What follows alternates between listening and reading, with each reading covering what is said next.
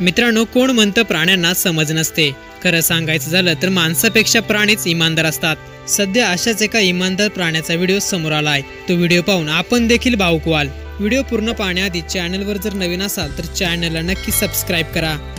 मित्रांनो, व्हिडिओमध्ये स्पष्ट दिसतंय की एक व्यक्ती फुटपाथवर झोपला आहे। त्याच्या सोबतच त्याने पाळलेला कुत्रा देखील बसलेला दिसत आहे। अचानक एक व्यक्ती काठी घेऊन त्या झोपलेल्या व्यक्तीला उठवायला येतो।